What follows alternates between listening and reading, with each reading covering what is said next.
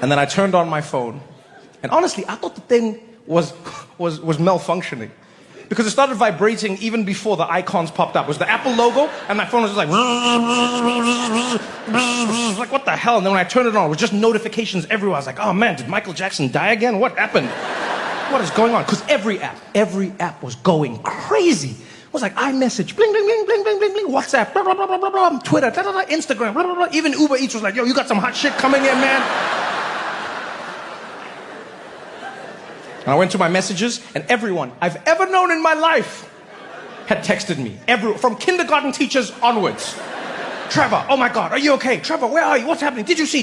Trevor, call me. Yo, don't call me. Call me. Trevor, what's happening? Trevor, did you see? And then one person was like, oh my God, did you see what Trump said? And I was like, what did Trump say? What did Trump say this time? Oh boy, let me check. What did Trump say? Me? Yeah, it hits different when you're in the crosshairs, I'm not gonna lie. It's pretty crazy. I hosted The Daily Show for 7 years, and for 7 years, we covered news and politics in America, right? Because that's what the show is.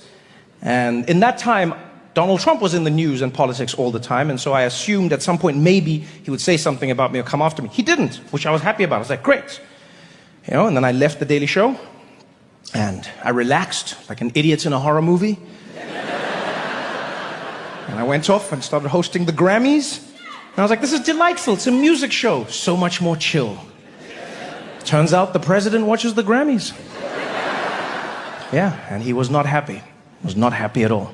No, he had written a post, a lengthy post, giving me a Google review of my performance. And it wasn't like a flyby. It was like a full-on. Said, I'll read the full thing to you because I don't want to misquote anything. I'll read you.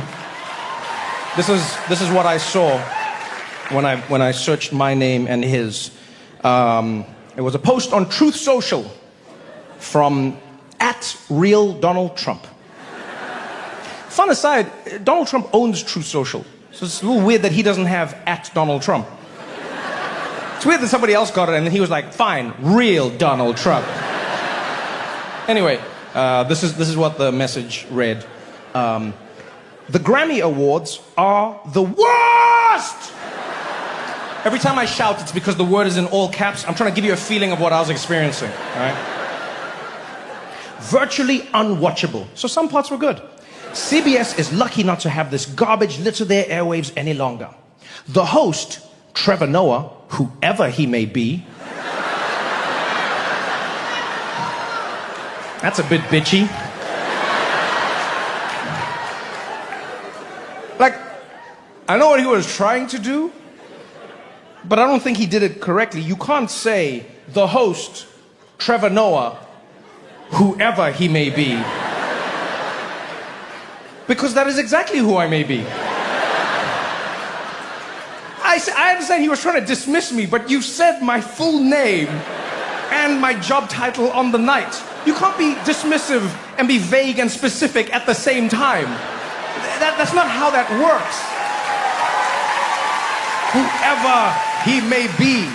I be nobody else. There is no may in this equation. That is exactly who I be. Trevor Noah, the host, Social Security number 457-6728135. Whoever he may be. No, that is me. It's weird. Like, you don't use that phrase when you know the person. Whoever he may. You use that phrase when a stranger has ridden through your town and deflowered your daughter. That's when you use the phrase, I'm gonna kill that man, whoever he may be. It's also funny to switch to feudal English in the middle of a message. Right? It's like, whoever he may be, fee, fi, fo, fum, I smell the blood of a South African. It's random. So he says, the host, Trevor Noah, whoever he may be, is almost as bad as Jimmy Kimmel. Yo, poor Jimmy. I like Jimmy Kimmel.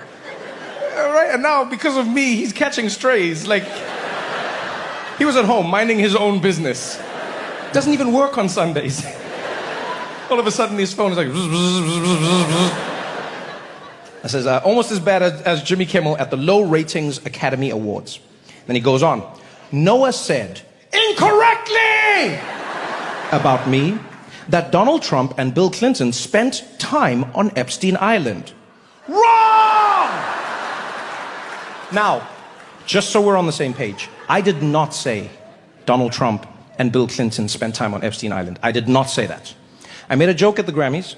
Right? One of many random jokes that I made. This one came after Billie Eilish had just won Song of the Year. Right? And I said, congratulations, Billie Eilish, Song of the Year. That is an award that every artist wants, almost as much as Donald Trump wants Greenland. Because now that Jeffrey Epstein is gone, he needs a new island where he can go hang out with Bill Clinton. Okay? That's what I said. That's what I said. I did not say he was on the island. I said that he would like his own island. Clearly a joke as well, because he wouldn't go with Bill Clinton, right? And Greenland is a terrible substitute for Epstein Island. Completely different climate, completely different vibe, all right? So he says, and Bill Clinton spent time on Epstein Island. Wrong! I can't speak for Bill.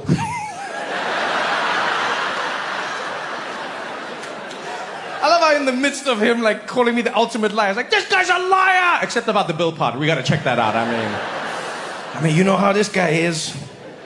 But I have never been to Epstein Island, nor anywhere close. That's unnecessary. The proximity to Epstein Island is not what people are litigating. Right? It's your proximity to the man who owned Epstein Island. It's not the land that's an issue. You know, it's not like, where were you in the Caribbean? Epstein Island? No, Jamaica. Busted! No. Nor anywhere close. And until tonight's false and defamatory statement, have never been accused of being there. Really?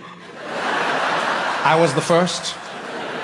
Before me, no one had ever mentioned Donald Trump and Jeffrey Epstein. I was the first. I am the reason his name is mentioned 5,000 times in those files. I set those dominoes into place, and I tipped them over. Yeah, not even by the fake news media.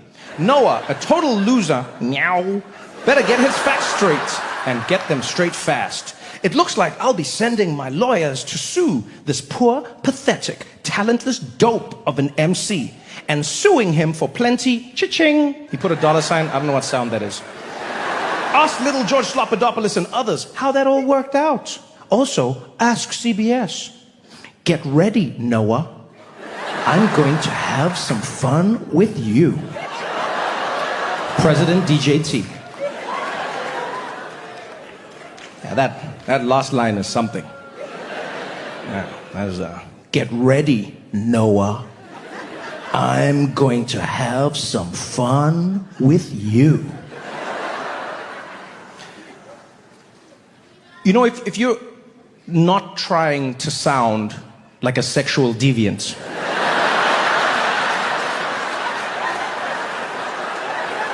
this is not the line I would recommend. Yeah, I'm gonna have some fun with you, is what someone says right after they've strapped on the head dildo.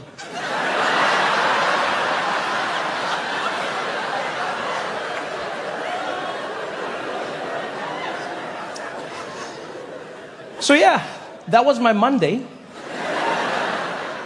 And I'll be honest, I wasn't too worried.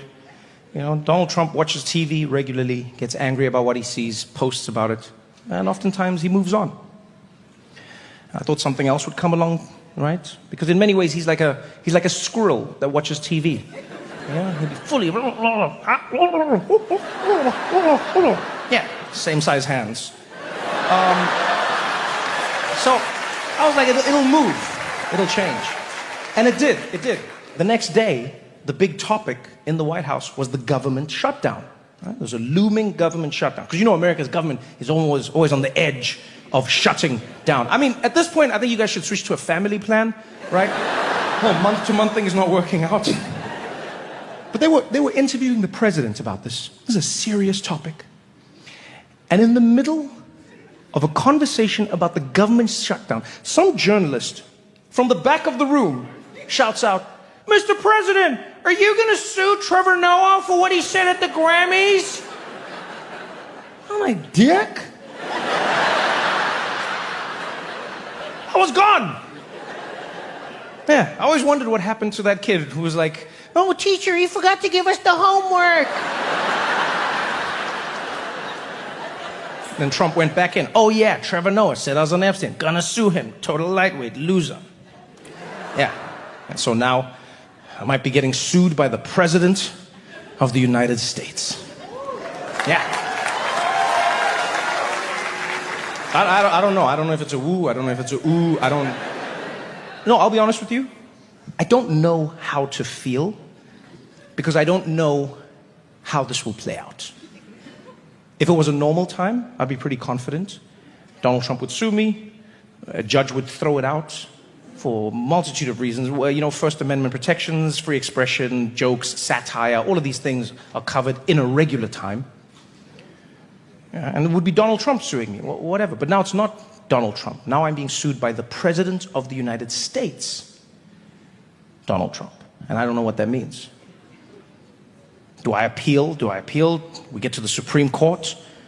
I walk in, he's waiting there for me. He's like, "Say hello to my little friends."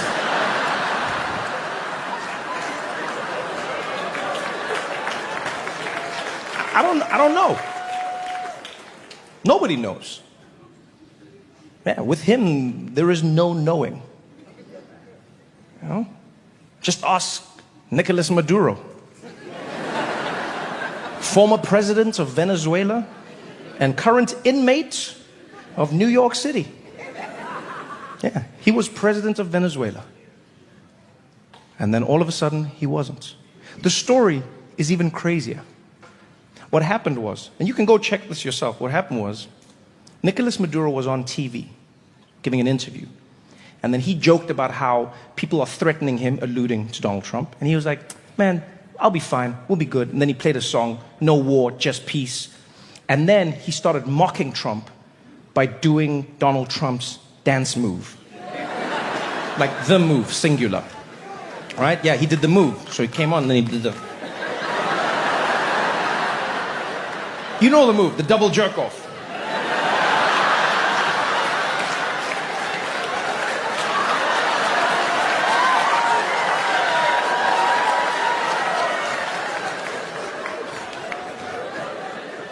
And Trump saw that and he was like, "Go get that man.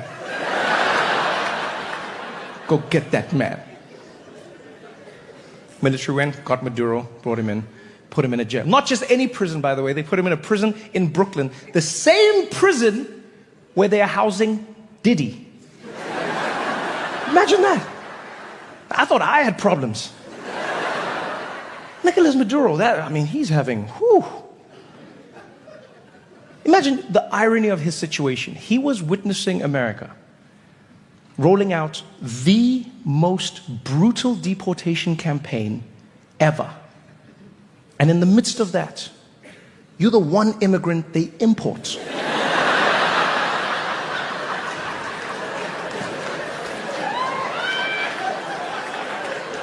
Maduro's probably the only immigrant who supports ICE.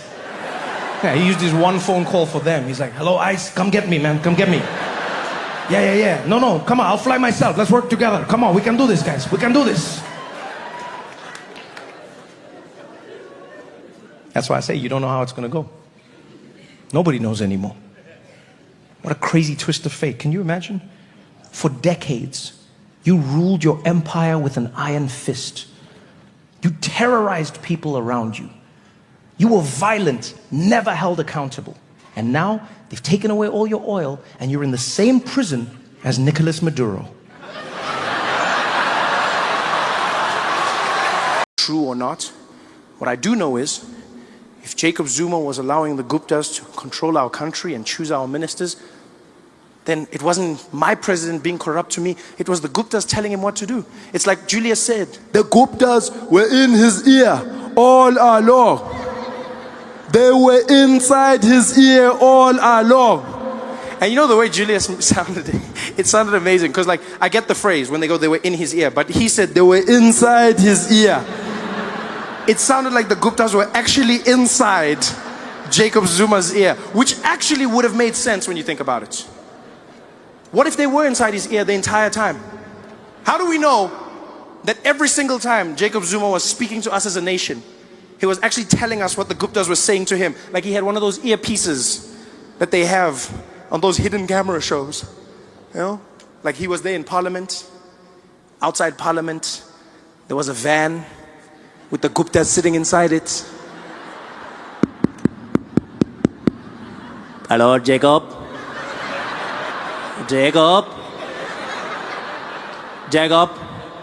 I've activated your earpiece. You're going to repeat everything that I tell you, okay? Jacob, Jacob. Can you hear me, Jacob? Can you hear me? Roger, Roger, Roger. No, it's Atul. This is Atul here, Jacob. I know who it is, guys. I've got it. I know who it is. Okay, let's just make sure levels are all correct, Jacob. 1, 2, 1, 2, 1, 2. Okay, what do you want to do? No. 1, 2 like 3. 1, 2 like 3. 1, 2 like 3. Oh, okay. I've got you guys, so I must just repeat everything that you say. Yes, you're going to repeat everything, Jacob. Okay, it's going to be very complicated. I'm trying to listen to you while also speaking. We understand, Jacob, but we've already made a plan, you and us. So repeat everything that I say, okay? Okay, I will repeat everything. And that's probably why things went wrong. Because I don't know if you've ever tried to listen to someone while talking to someone else. Your mind jams.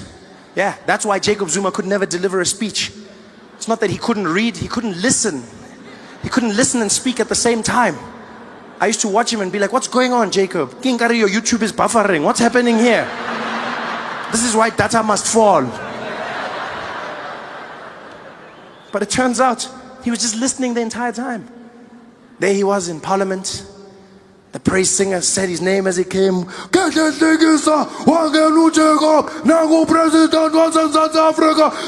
Zuma! Jacob Zuma came out to the podium. His earpiece was ready. Good evening, everybody. Good evening, everybody.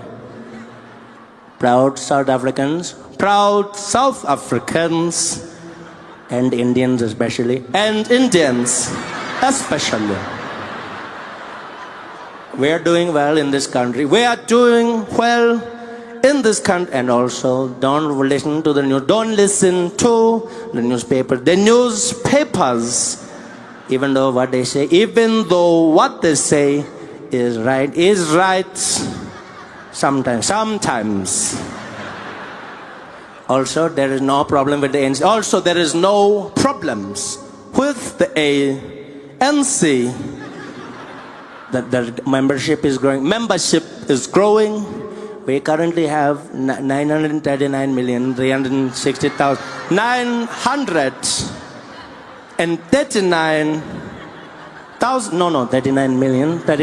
39 million 63 and 62. 390 million 600. 390. No, I said 900 million 62,000. No, Jacob, you're missing the point. 100 million. No, Jacob, come on, man. Listen properly. Listen properly.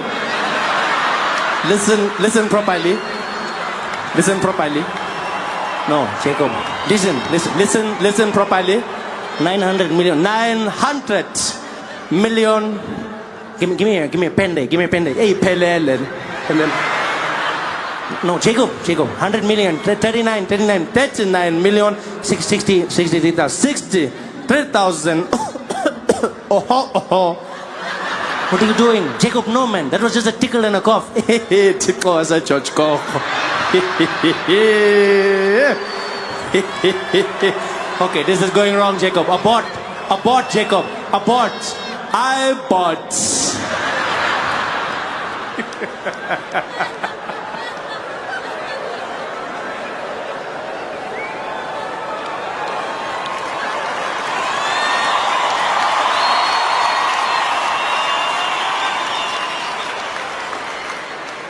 They were in his ear the entire time.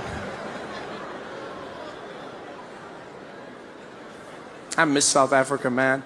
I miss it. I watch Parliament now again.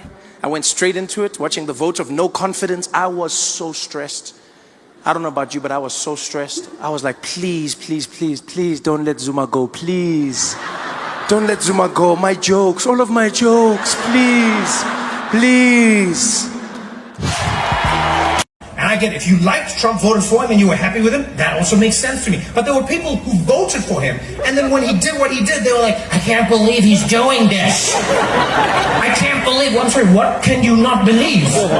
Where have you been for the last ever? Huh?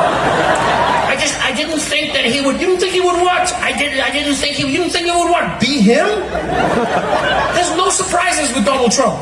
That man didn't change, he didn't evolve, he is who he, what do you mean you're surprised? I just thought he would be a better president. Why? What gave you that inclination? The man is a cartoon villain. He looks like he belongs in an episode of Scooby-Doo. Like, he should be in that lineup. You know when the gang is trying to figure out who it is, and they've got them all lined up, and they're like, who is it, Scoob? Who do you think it is? And so like the guys are like, it's not me, I promise you that much. He's like, I didn't do it, it wasn't me. And he's like, I'm innocent, so innocent. Some say the most innocent person is ever lived. You'd be like, yo, nothing is that guy. Nothing about him doesn't scream villain. The hair, the face, the way he speaks. How did people vote for him? I don't get it. I really don't. I mean, I do. You know, I don't understand it. Maybe I don't understand it. Because I do know why people voted for Trump, right? It's the reason Americans vote for any president. You know, I've learned in this country, people love to vote for presidents who have a strange voice.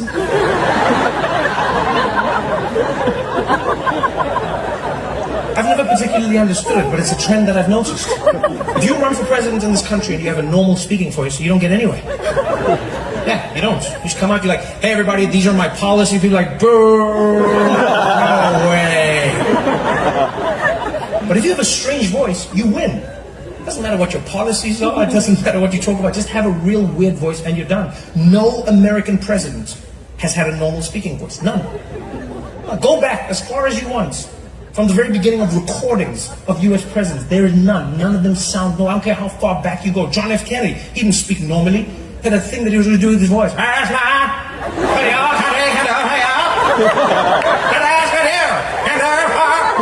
I'm sorry, nobody talks like that. I don't care what you say. Nobody.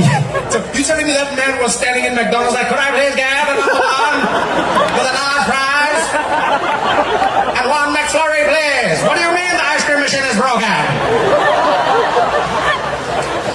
That's not normal.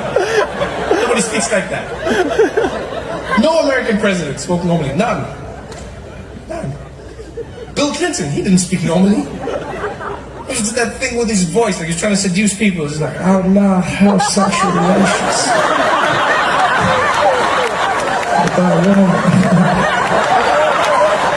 That's not normal. Nobody speaks like that. Nobody.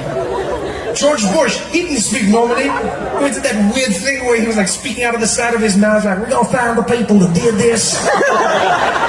And then we're gonna blow up a totally different country. Fool me once. That's not normal. Nobody speaks like that. Nobody. Barack Obama, he didn't speak normally. He always did that thing where his voice sounded like it was buffering. It's Americans. I'm gonna try to get a faster internet. That's not normal. Joe Biden, he doesn't speak normally. He always does that weird mumbling thing. I don't even know what it is. Most important thing is the country doesn't get no, I'm serious. Come on, man. Come on. Let's sign this Negro. This pen my husband, man. Come on. Come on, I'm serious. Come on, man. What? But Trump was the weirdest voice. His voice had no rhyme or reason. That's what gets me. It's like I never know where it's going to be and why it's going to be there. Like, just even his intonation. Do you know how hard it was to figure out where to put the volume on my TV when he was giving a speech? Because you never knew. It was always high, it was low, you didn't know when it would happen. I would set the volume, put the remote control down, he would speak. And I know in this country, so many, and so many, and so many of them, there's so many. And I asked, why are they sugar baby? They're not a good baby, and it's coming out of the shower. But it won't come out of the shower. So there, so strange. Sitting there at home trying to ride the volume like a terrible DJ. It wasn't normal. Sitting there the whole time. I actually like watch the whole with the remote in my hand. Just like, oh, not too loud, not too soft, not too loud, not too soft. It reminded me of when I'd be watching porn as a kid.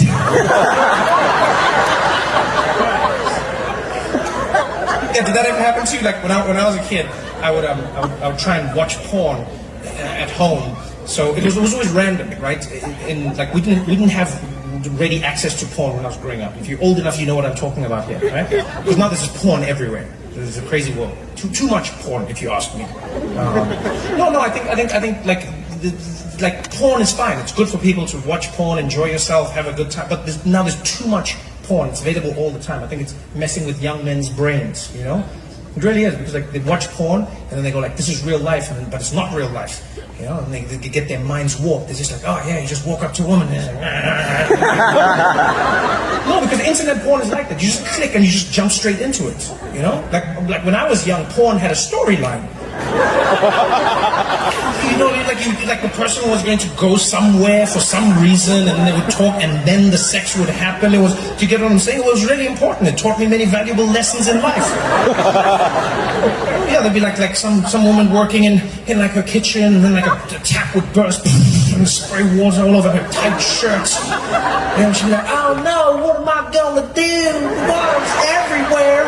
And the doorbell would ring. Bing bong. I wonder who it could be. Come on in. Door would open. There'd be a plumber. "Good afternoon, ma'am. I'm a plumber." I'd be sitting at home like, "Wow, that's great customer service. How did you know?" He would come in and he would fix everything. He'd be like, "We're all done here, ma'am. Is there anything else I can do for you?" She'd be like, "Well, now that you mention it." And then the music would start. And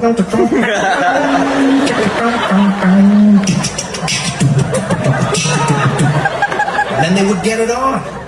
They would get into it. Be like, "Yeah, you want it, baby. Give it to me, darling. You want it. Clean your pipes. Clean those pipes, baby." And that porn was healthy for me. It taught me lessons about life. It made me realize there was a story involved in meeting a woman and having sex. I would have to engage her. I'd have to speak to her. You know, I understood this. I realized that the music would set the mood. It also taught me about consent. Do you want it, baby? Give it to me, darling. Do you want it, baby? Give it to me, darling. Most importantly, it taught me if I wanted to have sex with a woman, I was going to need to get a job. Valuable lessons that are now lost. This internet instant porn. Just click on a video. Any video you want, anytime. It's ready. Just type in porn, anything. Any category as well. Type in porn, anal, bam, category. You could just jump into anal. Do you know how crazy that is? It's gonna be like your birthday or something, you know? And that's what I think is creating a lot of these kids, these young boys who are angry. They watch porn with no storyline, no context. The people don't talk to each other. It's just sex. And then they meet women in real life, and then they're like, "What are you talking about? Why doesn't she like me?" I think there should be a law. There should be a law. There's like only a certain amount of porn that you can watch on any given day, or they should make porn a little more realistic. That's what they should do, you know? Because young guys get angry. They meet women in real life, and they do the porn thing. They're like, "Oh, you want me?" She's like, "No, thank you." He's like, "I'm gonna shoot somebody." Yeah, Yeah, they lose their minds. They become incels. They become no. They should say not all porn has a good ending. That's what they should do. Yeah. Because then when the kids watch the porn, they'll start to understand a little bit more about life. You know, they'll click on the porn, and then like someone will be there, and it'll be like, stepdad walks in on stepdaughter getting dressed, and they'll click on it, and then, the girl will be there, and she'll be like, oh, stepdad, and you'll be like, yeah, you look good, and she'll be like, you're a creep, get out. And I'm gonna tell my mom, and she's divorcing you, this shit is over. End of porn. People are like, well, I guess I shouldn't do that.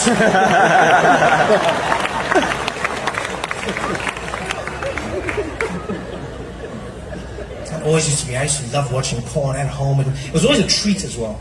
Because when I was growing up, there was no internet that you could just watch porn on. Right? And porn would sometimes come on TV in South Africa. It was really strange. Really strange. Like 3 times a year, they would randomly play porn on like national broadcast TV. But it would be at midnight, and they wouldn't advertise it. So in the TV guide, there would be a little book you would get at home that would tell you what was coming, but then it would be like 10 p.m. movie, and then it would be like midnight news, and then right after midnight it would be like to be announced. And to be announced could be anything. Yeah, it could be a replay of sports, it could be an old movie, and it could be porn. And every night, every weekend, I would sit there, little 12-year-old me, and watch a movie with my mom, and then we'd be finally done, and she'd fall asleep, and I'd be like, Mom, you gotta go to bed. She'd be like, oh, are we going? I'd be like, no, you go. I'm gonna see if there's another movie. She'd be like, okay, but don't stay up too late. I'd be like, oh, no, unless something gets me up. I won't. Go. She'd go to the bedroom. And the bedroom was right there. We had a tiny house. And then the porn would come on. And those days, I remember it was like hitting the jackpot. So I'd sit there and like, come on. And the sign would flash. And the screen would go 21. This movie is not suitable for children under the age of 21. All minors must now leave the room. And I'll be like, okay. I'm leaving. Sit there on that couch excited. And for some reason, whoever made the porn back then also designed Donald Trump's voice, because you never knew what the volume was going to be. It would just randomly jump up and down. Like you could never hear the dialogue. The dialogue was always too low. You'd be watching the movie and be like, keep getting the hell down, Brian. I'll be like, what? I can't hear what they're saying. I need to know what's happening. The plot is the most important part. No, what are they saying? More volume. Then I'll max out the volume. Max volume.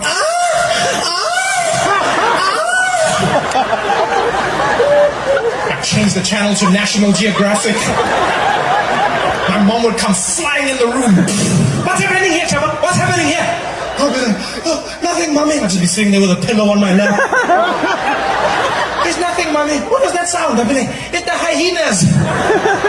They're fighting the lions. She'll be like, oh, okay. Oh, I thought it was something else.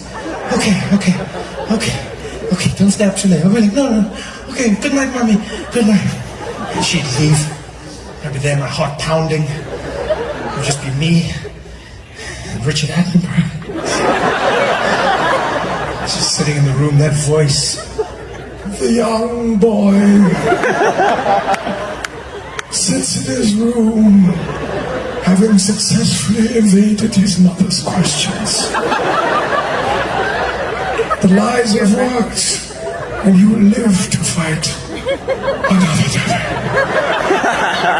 This is the circle of life.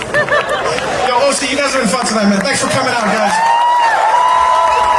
Stay safe out there. I appreciate you for coming back. If you held on to the tickets, you knew at the show. Thank you so much for being here with us. Have a good night, y'all. Thank you.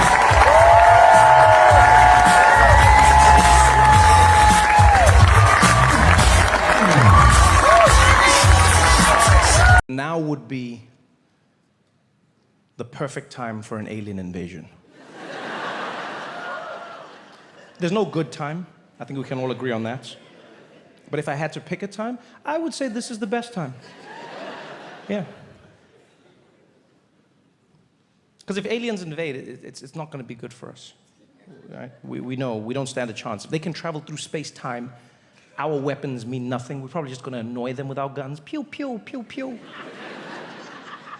They're going to get here, and we've seen how it turns out, right? They fly in, right? They're going to blow everything up. We've watched Independence Day. We know how this happens, right? Yeah, and even if Will Smith helps, he can only slap like one at a time, you know?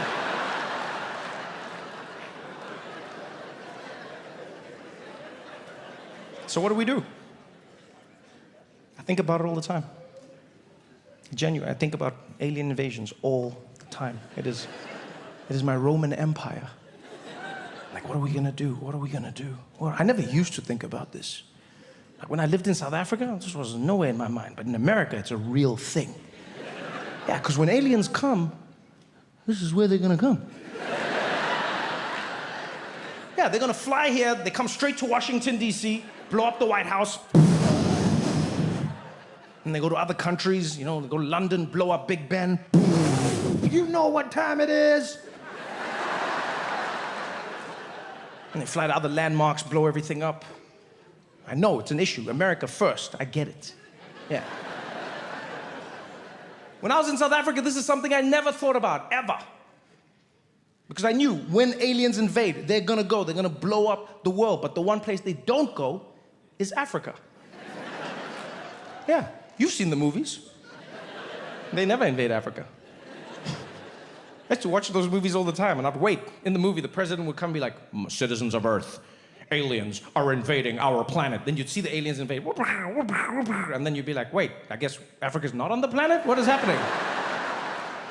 They never invaded. Can you think of a single movie where they invaded Africa? No. What? District 9.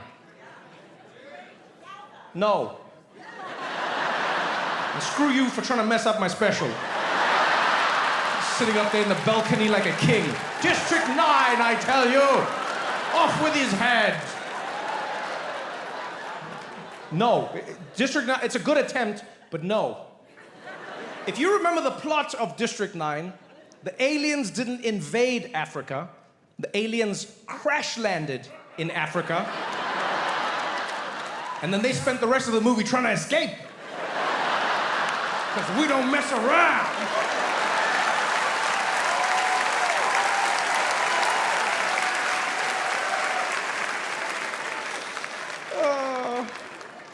Hollywood is so messed up. Yeah, it's just like, what's the worst thing that could happen to aliens? What if they were trapped in Africa? Aliens never invade, man. They don't invade Africa. They just never did. I used to think it was because they felt bad for us. Yeah, because as a kid, I used to love watching those movies. I still love watching them now. But as a kid, I loved those movies. Anything with aliens, I was there. And my mom, she would make me like a big bowl of popcorn at home, and we would sit on the couch together, and she'd watch all of those movies with me. Not, she hated them, but it said parental guidance, and she took that very seriously. Like one day she was walking past, and then it was like, we recommend parental guidance for this film, and she was like, I gotta watch this, and then she did it every movie going forward. I would have to run and call her sometimes. The show would just start randomly on TV, and they'd be like, parental, and I'd be like, Mom! Mom! And then she'd come in and I'd be like, what? I need you to guide me. Yeah, but then like 5 minutes in, I feel like I was guiding my parental, because she would sit there, and then the whole movie she'd be like, what's happening, Trevor? Who are they? Who are these people? Why are they doing this? What's going on here? I'd be like, Mom, I'm with you. I'm with you. I started this movie with you. So she would make me like a big bowl of popcorn, and we'd sit there, and then the movie would start, and the alien invasion, they'd be like, aliens are invading Earth. And the aliens would fly in, and you'd see them blowing everything up, and I'd be there with my popcorn like, first world problems.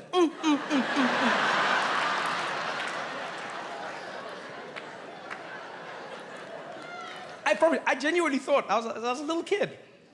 If you ask me, like, how come you never see them in Africa? I was like, oh, because they feel bad. I thought the aliens felt bad for Africa. You know, there'd be the ship that would fly over each continent to blow it up. And then there'd be one over the African continent, 2 aliens in the cockpit, like, prepare to launch photon lasers. You get ready on your command. 3, 2, 1. Wait, hold on. I think we already did this continent. I think we've been here. Negative. We've never been here before. Blow it up. What am I blowing up? Look at this shit. Something already happened. What the hell's going on here, dude? What am I supposed to blow up? Who did this? I don't know. Checking now. Beep, beep, beep, beep, beep, beep. It says it was the British.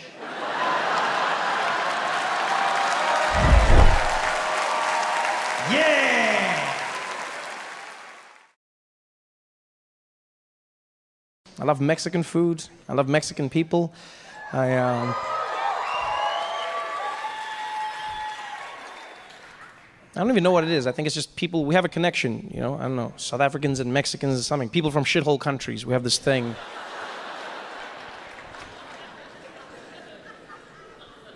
I still can't believe the things Donald Trump says. He's such a... For me, Donald Trump is an emotional paradox, I'm not gonna lie. You know, logically, I can process him. Emotionally, I struggle. On the one hand, I will admit, I wake up many days terrified at the notion that he's president of the most powerful nation in the world. But I also must admit, I wake up many days knowing he's gonna make me laugh. Yeah, there's terror and there's joy, and I don't know how to feel. You know what it feels like sometimes? It feels like there's a giant asteroid headed towards the Earth, but it's shaped like a penis. Like, I think I'm gonna die, but I know I'm gonna laugh.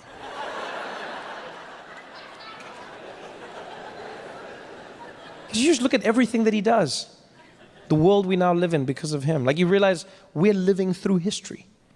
You know, this will never happen in our lifetimes again. We're living through a time when we're all learning about the presidency at the same time as the president. That's never happened.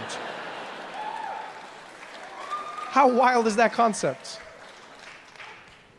You wake up every day reading the news and you're like, wow, I didn't know that. And somewhere at that exact same moment, he's reading the same news going, wow, me too. And nobody knows where it's going to lead. Nobody knows what he's going to do. All we know is that he wants his wall. He wants his wall. Donald Trump wants his wall. He needs $25 billion the last time he asked. He needs it from American taxpayers because Mexico is smart. That fell apart real quick. I remember how confident he was at the rallies, people cheering for him. He was like, folks, we're gonna build.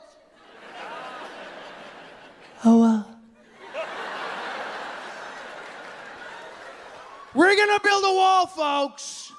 Who's gonna pay? Mexico. And Mexico was like, we ain't paying for shit, man.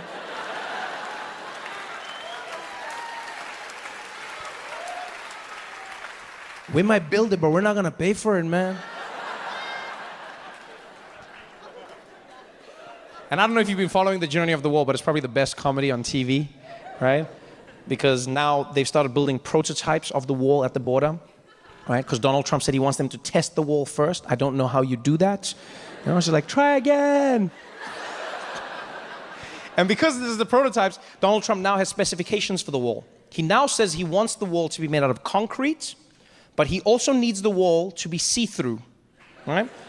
And the reason the president wants the wall to be see-through is because he said he's afraid that drug dealers from Mexico are gonna shoot bags of drugs over the wall and it's gonna hit Americans on the head as they walk by. So he needs the wall to be see-through so that Americans can see the drugs coming and catch it. Now, I'm not gonna lie, I don't know what a see-through wall is, but at this point, I'm just worried that a contractor's gonna come along and trick the president. He's gonna take him to the border and be like, there it is, Mr. Trump, your invisible wall.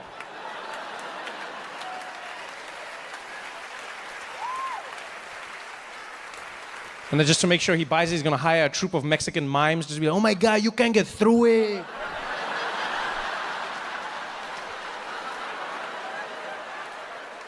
It works. Like the mind of Donald Trump. Oh, the other idea he had for the wall was he said America should build the wall out of solar panels. That's what he said. He said America should build the wall out of solar panels because that way the wall would generate electricity and pay for itself. Yeah. Now, I'm not gonna lie, that's a good idea, right? It's a good idea. unless you know anything about solar panels or the sun or walls. Because the problem with that idea is that the sun is up, yeah? We all agree on that? We're still on the same page there, yeah? The sun is up, right? A solar panel wall is not going to work because a wall is like this. So technically it's facing down. So unless you have like a really swaggy sun that's like, yeah, I shine real low, B, it's not going to work for you. The only way it works is if you take your border solar panel and lean it at an angle to get the sun's rays. But if you do that, now you've just created a giant ramp for Mexicans to shoot into America. It's like, órale!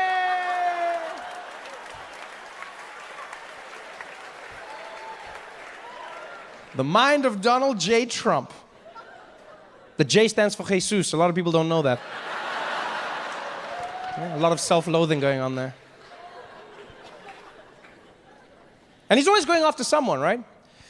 He's always going after someone. If it's not Mexicans, it's Muslims. If it's not Muslims, it's Africans from shithole countries. And that one was my favorite personally, because I am an African and I've shat in a hole. I also liked it because like people came up to me and asked me questions. There was one man who came up to me after a show, really concerned. He was like, Trevor, hey, can I ask you a question?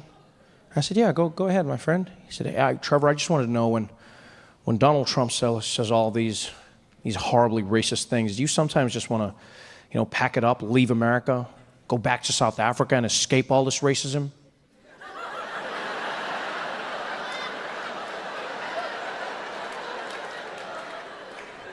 I said, my friend, you don't go to South Africa to escape racism. That's where you go to stock up. Are you kidding me? That's the one thing that reminds me of home. Racism out here. Because we've got tons of racism in South Africa. And don't get me wrong, it's gotten a lot better. When I was growing up, we had apartheid. And, apartheid was basically the best racism in the world. Sorry, I didn't mean to say that. I mean, now you're going to feel bad and be like, oh, racism was the best. No, it wasn't. It was good, but not the best. And I experienced a bunch of racism, and everyone did. I never felt like it was a bad thing, mostly because of my family. My mother is a black woman, Xhosa woman. My father is Swiss from Switzerland. And them being a couple was against the law, and that was a problem for us living together. And so we experienced a ton of racism. And in case you're wondering, yes, Xhosa is one of the languages with the clicks in it, right? Xhosa, but not like in American movies, just so you know. Yeah, I've seen those movies where they have Africans and they're like,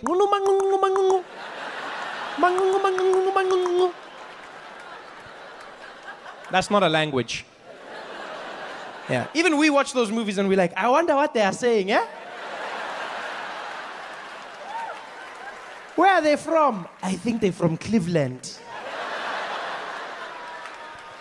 Hey guys, thanks for watching. Make sure to subscribe to my channel so you can win cool prizes. And by prizes, I mean surprise. There's no prizes. It's a free YouTube video, you greedy. Just click the video, man. Why you want free things on free things? I'll never forget, I met an American in South Africa. And he said to me, well, Trevor, it's funny you say that because if you come out to America, they'll label you as black. I said, really? And he was like, hell yeah. Oh yeah, everybody's black out there. I was like, wow, well, I want to be black. And I found out it's true. Mixed race people are categorized as black in America. Yeah. The only catch is, and nobody tells you this, you have to be liked and successful first. Before then, they say you mixed. You achieve success, and you get upgraded to black. All the famous mixed people do it. Singers, like Alicia Keys and Mariah Carey, yeah? Mixed, but then they say black singers. Sportsmen, like Tiger Woods, mixed, but then they say black golfer. The most famous mixed person on the planet by far, Barack Obama, mixed, half and half, straight down the middle. But then they say America's first black president, which is interesting because when he was running, they called him the mixed candidate. I see how it works. Everyone makes it obvious now. They're like, yeah, Barack, of course he won, of course. It wasn't that obvious when he started. It wasn't. I remember comedians coming out. They used to diss him. Guys would come out on stage and be like, man, how many of y'all seen that crazy-ass mixed fool running for president? Y'all seen that mixed fool running for president? What you gonna see? Ain't no mixed fool gonna be president of the United States of America. Ain't no man, which white people gonna be voting for a mixed fool? Even a black man can't win shit. Even a black man can't. How some mixed fool think he gonna do it out? Man, that mixed fool, that crazy-ass mixed fool. How some mixed fool, that mixed fool? And then he won, and all of a sudden they were like, my nigga.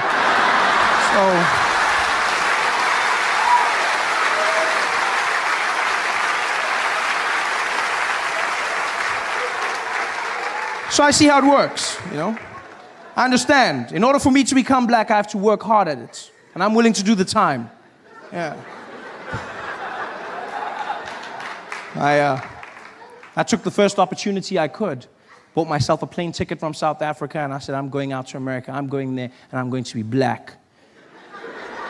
And I got on that plane. It was an 18-hour flight, 18 hours of non-stop flying. And I sat there in my chair, and I spent every moment practicing being black, just practicing. I was like, I'm not going to mess up this black opportunity. I just sat there, just working through everything. I was watching every black movie and TV show, just going through it. Yeah. You know what I mean? Yeah. King Kong ain't got shit on me. Yeah.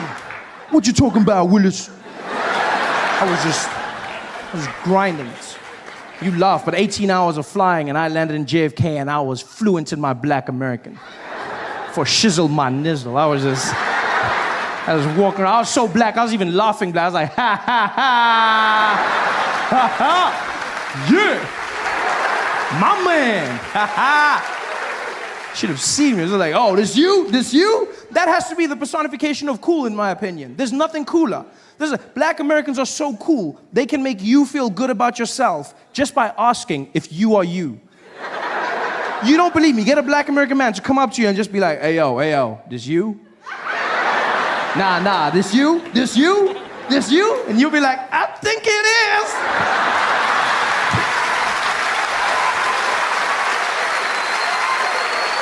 It's magic. I was that black. Not just any black, but the coolest black in the world, and that's American black. I can say this with confidence, being from Africa. I know black. I'm well versed in the arts of black. I'm from the black factory. I mean it. I've seen every kind of black, from light black all the way to like navy blue black. I know black. And there's no cooler black than American black. Nothing cooler, you know? Because American black people, I mean, you just look at how much they've done to influence modern day pop culture, you know? Small things and the big alike. You look at the music. You've got, jazz, hip hop, R&B, all black Americans, style of clothing, just this general swag that they've brought to everything. Even small things like walking. I mean, walking is such a mundane activity, isn't it? It's just very... There's nothing cool about this thing. You just move from one place to the next, and pretty much everybody can do it. This is it. There's nothing. And then black Americans came along, and then they just added in that bounce, and then all of a sudden you look really cool. You just, you look like you have a purpose. You've just got that. Yeah, look at this. You're super cool. And it must be hard for an assassin to kill you. Just like. That's why if you look in American history, no black man was ever assassinated whilst walking, ever. So it was when they stopped and said something. Bang! That's when they were, because they got the walk. That's why if you look, Obama, every time he comes out of the jet or makes a speech, he's always just got that little bounce just before. Because in his head, he's like, you never know. You never know. You never know. You never know. You never know. Got the walk. It's a cool walk. And by far, the coolest thing of all is the talk. I've listened to black Americans, and it's the most amazing use of the English language I've ever come across in my life. Because they pay no regard to punctuation whatsoever. Just cruise through sentences. It's fantastic. First time I had a conversation with a black American man was in Baltimore, Maryland. This guy walked up to me after the show. He didn't even walk. He just floated in. Just came up to me and was like, hey, yo, B, hey, yo, let me holler at you for a minute, man. Let me holler at you. I said, okay. He's like, man, I ain't even gonna front, man. I ain't gonna front. I came out here, dude. I didn't even know who you was, man. I didn't even know. As I here at the show, I bought my girl. We was out there. You came out there. You were doing your thing. I was like, yo, man, I didn't even know they got them yellow bones out there in the motherland, man. I was like, yo, this kid better be funny, man, but I ain't gonna lie. You came out there, you was keeping it coming, keeping it moving, you was just beasting. I was like, all right, man, maybe this kid is the truth, yeah? This kid was doing his thing, he was keeping it out there. I started laughing, my girl was killing herself. I was like, all right, this mofo got flow for show, you know what I mean?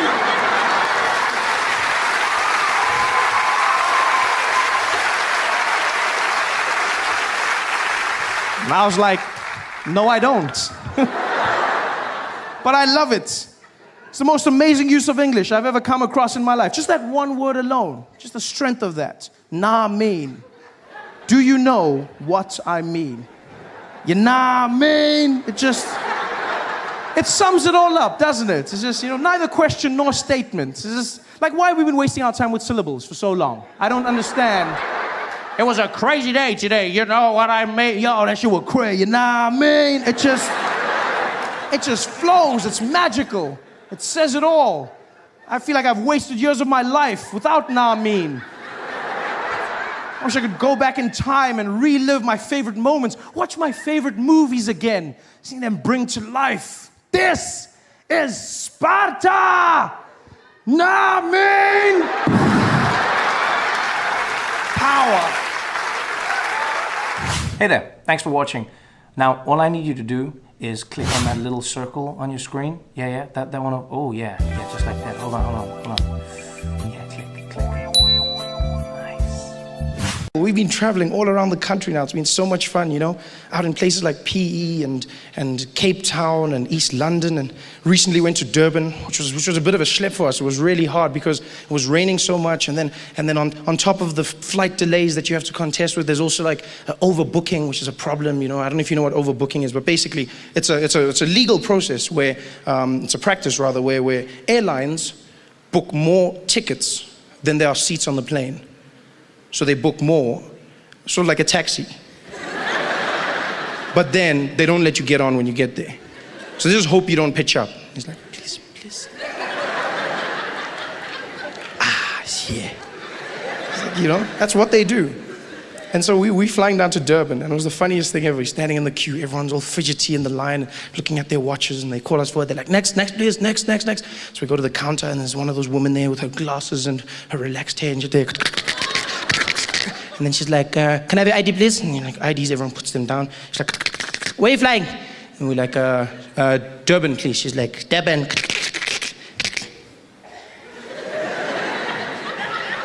Durban. Yes.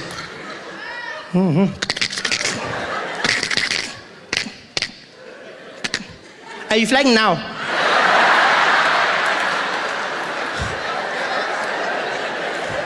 No, tomorrow, it's a practice run. Are you flying? And we're like, yes, we need to fly now. Okay.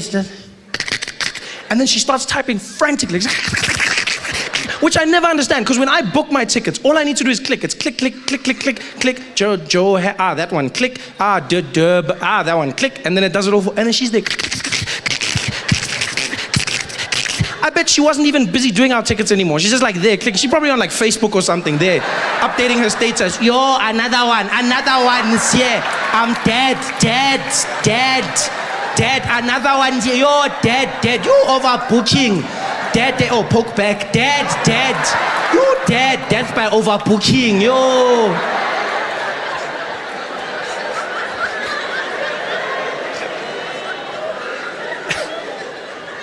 Because of their faux pas, the airline is as kind as to upgrade us on the next flight to business class. They say, we're sorry about what happened. You go business class. I love business class, You get to go to a special lounge where everyone's very businessy. Yes. No, it is, because when you're in business class, you overhear conversations, and they sound totally different, You overhear people saying things like, yes, well, the mergers are coming along. I mean, if you look at the companies that are, people walking around, well, I mean, if the numbers are right, then we'll definitely get that stock portfolio going. And you got people walking there, no, I'm in the kids of the situation to make sure that all the shareholders are happy, and then we'll present to management, and it's going to be a installment of what, you hear like businessy kind of stuff. Whereas when you're in economy, it's just like a huge group of people. You generally overhear conversations like, I thought you put it in the bag. You said you put it in the bag. What? It was on the table. I asked you to put it in. Why is it not in the bag?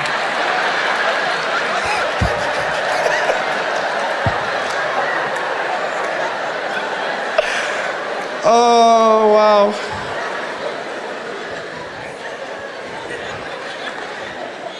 And so we're going through the airport and then we go through security. And I love security in South Africa. It is the most chilled out security you will find anywhere in the world. It is. Like South African security is just like, we work on an honesty system in this country, The security guard, he's there to enforce, but it's more on honesty. It's like, look, it's up to you. This is the honesty place. This is where we all admit to our sins. Come forward. Do you have anything to declare? It's like that type of place.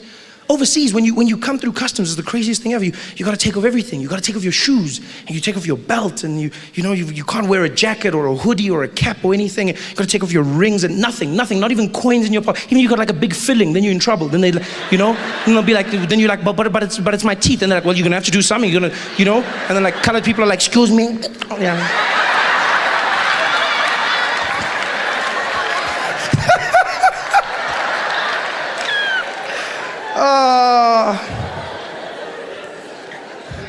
That's great. Whereas in South Africa, I sometimes feel like these security guards don't actually know what their equipment does. They're very chilled out about it. Because you'll walk through at airport security, and you get there, and the guy will be like, code number 4. And then you go through, and you stand there, and the guy will be waiting. He'll give you that bucket, and he'll be like, what's in the bag? Like, what do you mean? He's like, is there a laptop? Yes. Out. Take it out. Laptop out. Please, put it by itself. Put there, yeah. Any other laptop? You're like, no. Laptop out. Like, okay. What did you do? Okay, there it is. Okay. And my gun? No, it's fine. Just the laptop. Yeah. Watching you. It's so much fun. And you walk through the metal detectors, which I swear either don't work or these people really don't understand them at all. You walk through metal detectors, and it's not just at airports. No matter where they are in this country, you walk through a metal detector, a casino, a school, government institution. You'll walk in there, and then it'll make that sound. But then I don't know if they know what that means, because you walk through and be like, beep, beep, beep, beep, beep. And you see how security guards smile because they get ready, because they're going to use the wand. They love the wand. You can see they wait the whole day. Yes, my time has arrived. Excalibur, I call upon you. It's like, what the hell's going on? Yeah, just stand there. Yeah.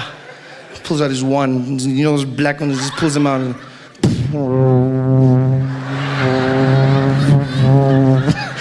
okay, it's not. I'm sorry. I'm just. doesn't really do that. It would be cool if it did though. Although it would be weird. It would be weird. For like some guy from the township to have a lightsaber.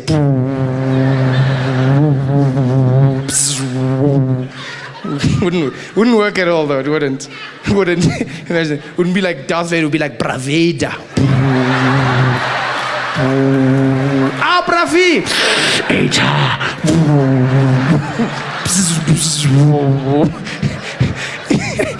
It would have been the worst Star Wars ever if it was in South Africa, wouldn't it?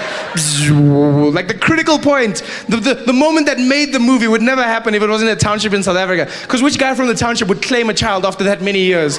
Guy would be like, look. Yes, what is it? No, look there. It's your father.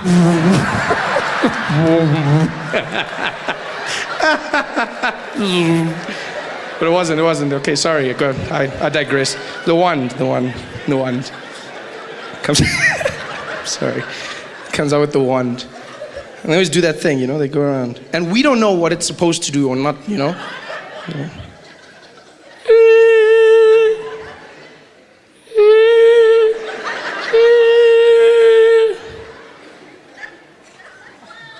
Any weapons? What was that for? Even if I had something, I'm not going to tell you now. Obviously, you have been defeated. Any weapons? No? Oh, okay. And that's it. We like work on the honesty system in this country. Everywhere you go. Like, I'd like to meet the genius who invented the honesty book. Ah, yes, the honesty book. Yes, the book of truth. No one can lie when they write in this book. Whenever you visit someone at a townhouse or office complex, we have the book of truth. Fill in the book before you enter. Name. Ah, yes. Surname. Phone number and address. Reason for visit. PVT. We'll just do that. Look at everyone on PVT, PVT, PVT, PVT. PVT. And once I asked the security guard, I was like, what's the point of this? Why am I filling in this book? He's like, no, it's for security reasons. Says, I figured that much, but what is it about? It's like, it's so that if you can do anything bad inside there, if maybe you can steal or kill someone, then we can find you. Ah, of course. Because I wrote my real name and surname. The honest killer strikes again. It's just ridiculous. I was like, okay, and then I kill someone, and then what are you gonna do? It's like, then you sit there, we can just phone you and tell you must come back. Yeah. Same time. Hey guys, thanks for watching. Make sure to subscribe to my channel so you can win cool prizes. And by prizes, I mean surprise. There's no prizes. It's a free YouTube video, you greedy. Just click the video, man. Why you want free things on free things? And it was a Sunday morning. I was in bed, still asleep. It was early in the morning, maybe like 9 or 10 o'clock. And the phone rings. And it's my baby brother using my mom's phone. His name's Isaac. He's 9 years old. So I answer the phone. Like, hello? Hello, Trevor? I say, hey, Isaac, what do you want? How are you? I'm fine, thanks. I'm also fine, thank you. I'm fine, thanks, and how are you, Isaac? I'm fine, thanks, and how are you? I'm fine, thank you. It's a pleasure. Trevor? Are you busy? Yeah, sort of. Why? No, because Mom's been shot. I'm sorry, what? Yeah, Mom's been shot and we're at the hospital. Can you come? Mom's been shot. Okay, what do you mean? Okay, yeah, of course I can come. Okay, which hospital? Tell me that. And he tells me the hospital. I dropped off. Okay, can you come? Like, he's too polite for his own good. He's too, like, can you come? Like, what, I'm gonna have to slot shot Mom into my schedule? Just find, coffee at 2 and then PlayStation at 1. Okay, Mom, we'll try. Come on, can I come? Of course I can come. I'm panicking. I jump out of bed, I'm running around, I'm trying to put my clothes on, some things are backwards, I don't even notice, I don't even care. Grab the car keys, but I'm looking for the car keys, I'm running around there, losing my mind. I jump into the car, into the streets. As soon as I get out the gate, the tears start coming out. You can't even control it. You're just there driving, all of a sudden, it's just...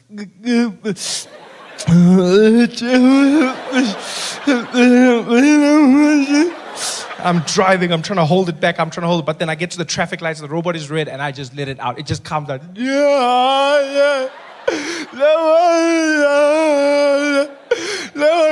don't watch my window. No. Hey, no, hey, no, no,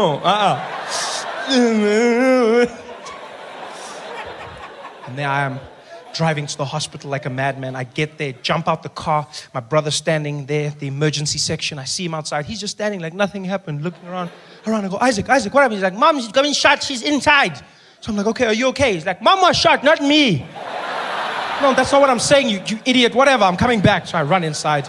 My mom's in the prep area. All the doctors are standing around her. There's blood everywhere. I'm looking at the doctors. And just by the way, doctors are not as good looking as they are on those TV shows, eh? No, like they set the bar really high. Because I was shocked. I ran. I was like, what the hell's...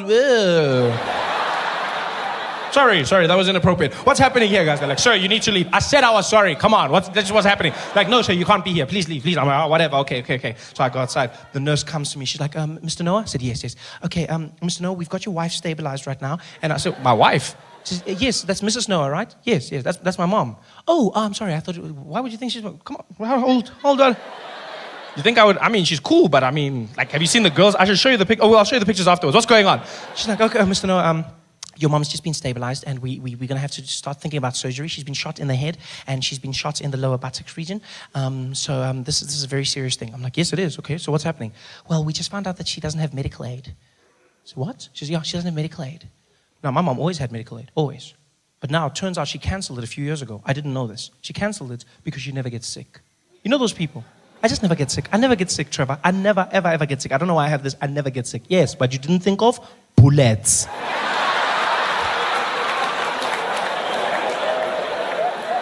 Now she's in the hospital, no medical aid. So I said to the nurse, well, what does this mean? She says, well, Mr. No, it means we're going to have to put her back in the ambulance and send her to a public hospital. So, but she's bleeding now. You can't say. She says, I'm sorry, sir. That's all we can do. She has to go to a public hospital. Now I'm panicking. I mean, public hospital? Normally a good place to go. Normally, you know. But now what's happening is there's just misadministration of funds. Like money's going missing. You don't know what's happening. They don't have the right equipment. Now I'm picturing guys trying to fix my mom. There's the doctor. Give me a scalpel. We got a spare now. Ah, okay, bring it. Oh, at least it's a shifting. Okay, let's try something. I'm stressed. So I say, well, what do we do without medical aid? She says, well, there's nothing, sir. I said, well, what if I give you the money? She says, well, you don't know how much it'll cost, so you can't. Unless you give us your card, and then we just work from there. So we'll take my card. Here's my credit card. She goes, sir, it can get very expensive. I said, this is my mom. This is my mom. Use the money. Go. She goes. Like, you can tell me it's expensive. This is my mother we're talking about, you know? I realized through all of this, I've just neglected my brother. He's been standing there the whole time with his big eyes.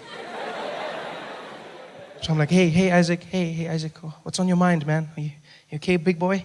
He's like, Trevor? Yes. Can I come to your house and play PlayStation later today? How are you going to ask me about PlayStation? Your mom has just been shot. You can't be asking me about what the hell is wrong with you, stupid child. You know what? You're never going to play PlayStation ever again. Ever. No play PlayStation for you ever in your life. Ever. Go away. Go sit down and think about what you just... PlayStation, you're going to ask me. How the hell is going to ask me about PlayStation? The nurse comes back. She goes, okay, Mr. Noah, we just used 900 Rand for some blood tests. I'm like, okay, why are you telling me this? Yeah, because it's 900. This is my mom. Use the money. Go. She goes away. I'm like, 900 Rand. How are you going to tell me about that? She comes back again. She's like, Mr. Noah, we need 2,000 Rand for some x-rays. This is my mom, not a pair of jeans. Use the money. Go. She goes away. I'm like, this is my mom's going to die. Asking me questions here. Busy asking me, my mom's going to die. My mom's going to die. That's all I'm saying. And I say it. My brother hears me. He starts crying. I'm like, Isaac, I'm sorry. Are you okay? He says, I'm not okay. You said I'm never going to play PlayStation ever in my life. And I want to play Need for Speed, and now I can't play PlayStation. I'm like, you're still crying about play? You have no right to cry. You hear me? You shut up. Stop crying. You can't cry about this. You shut up. Now some woman comes out. She knows my mom's been shot. Now she thinks I'm telling my brother not to cry about my mom. She just gets involved. She's like, hey, you let him cry, okay? You let him cry. Some people express their pain in different ways. You let him cry. I'm like, I will not let him cry, lady. I will not let him cry. Many kids grow up without one, okay? It's just none of it's fine. Like, you should go play in the park or something. It's not a time to cry right now. What the hell? You spoil your kids. That's your problem. You should take it away from them so that they can learn about life. You both shut up. All of you, shut up. I'm telling them this. The nurse comes back. She goes, Mr. Noah, we're ready for surgery. I'm like, so do the surgery. She says, yeah, but sir, this could get very expensive. ICU and surgery is very expensive. I'm like, lady, what is expensive? This is my mother. She says, so well, anyway, from like 20,000 Rand. This is my mom, all the way to like 500,000 Rand.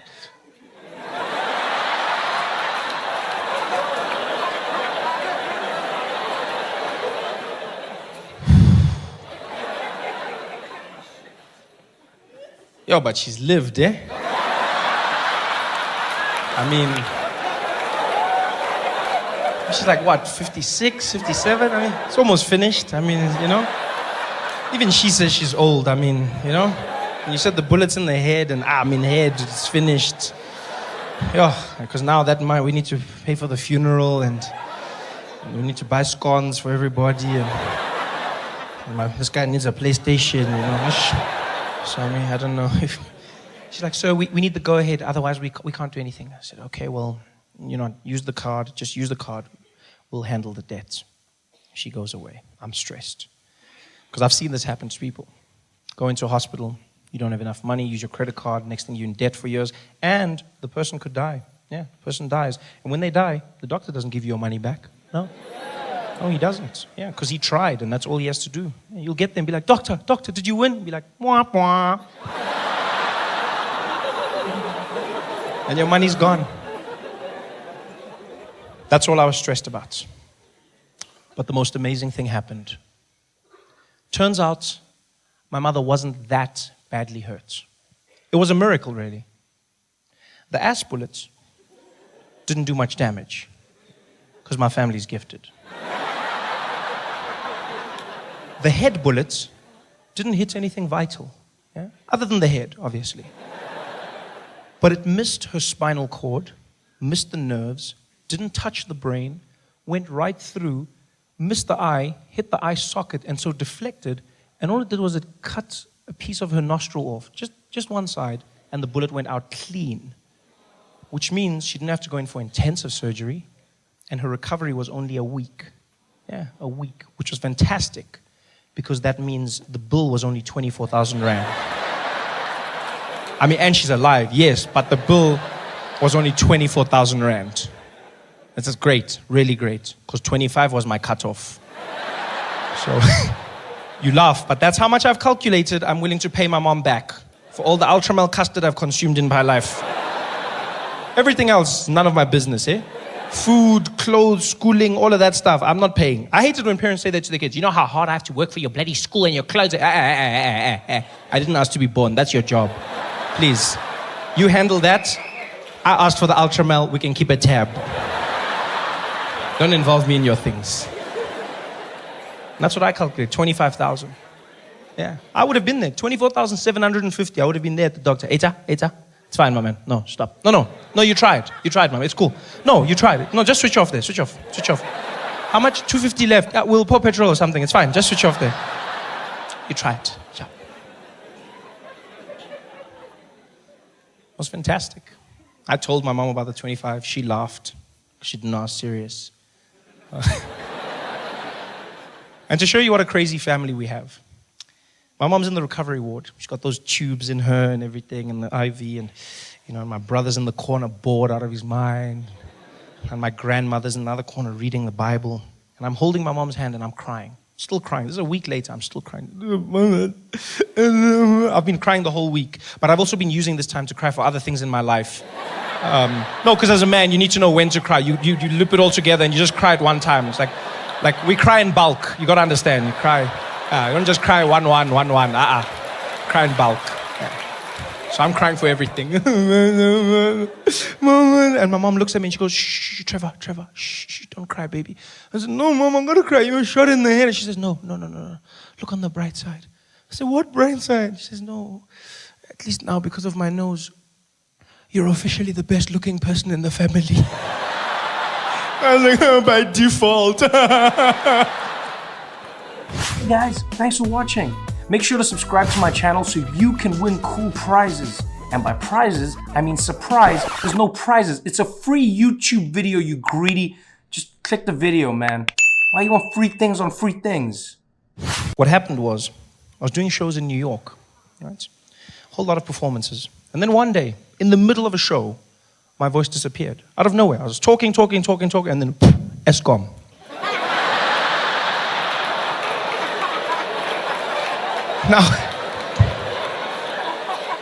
Now, at first I thought, okay, it's just a small thing. It's a small thing. It'll go away. But it didn't. It got worse every day. Every day, my voice got worse and worse.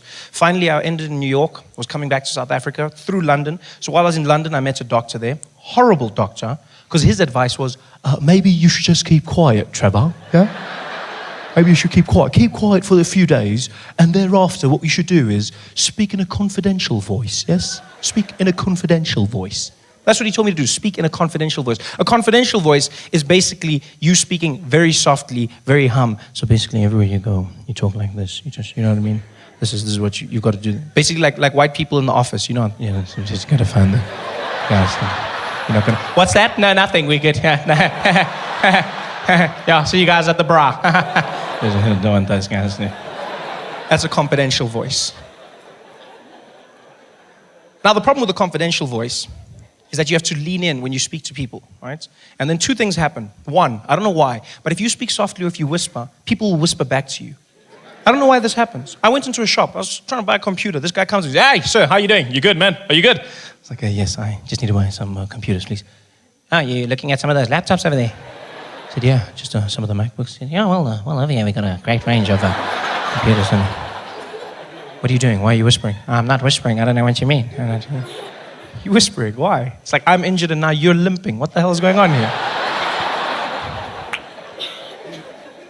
The second weird thing that happened was, because I was speaking like this, some people thought I was trying to have sex with them. Yeah, it was weird for me at first, and then I realized this actually was happening. The worst incident was when I was visiting friends of mine in Ennerdale, right? And I went to the chicken licking with my boys. We're hanging out. It's a normal day. We're just getting food, you know. We walk up to the counter, the woman's there. She's like, welcome to chicken licking, sir. Can I take your order, please? I said, oh, hi. I would like 4 pieces of chicken, please. She's like,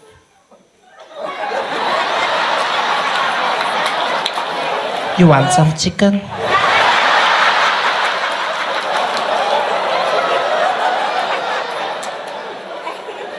I'm gonna give you the breasts and the thighs.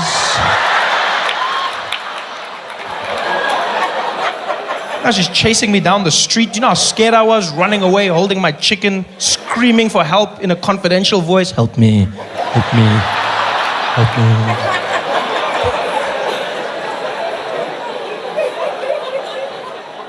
So this clearly didn't help. I come back to South Africa and I meet a doctor here, a voice doctor, who happens to be one of the best in the world. And he does an exam on my voice, finds exactly what I have, hemorrhagic polyp, and he says we have to go in for surgery, which stresses me out. I go, what? We've got to go in for the surgery? He says, yeah, Trevor, that's not helping, just stop doing that. So what do you mean? The doctor says, I don't want to have sex with you, so please stop doing that. We're going in for surgery. Surgery. You know, surgery? How scared I was now? Surgery. Was stress. The worst thing about the surgery was the process around the surgery. I wasn't allowed to speak for the week before the surgery. And then after surgery, completely silent for 1 month. Right? Yeah, 1 month. No speaking, no whispering, no humming, no coughing or even sneezing. Nothing. You make no sound, otherwise you'll damage the voice after surgery. Yeah. Which seems easy for the first few days, because you think it's fun. You're like, oh, I'll just keep quiet. I'll just be a mime.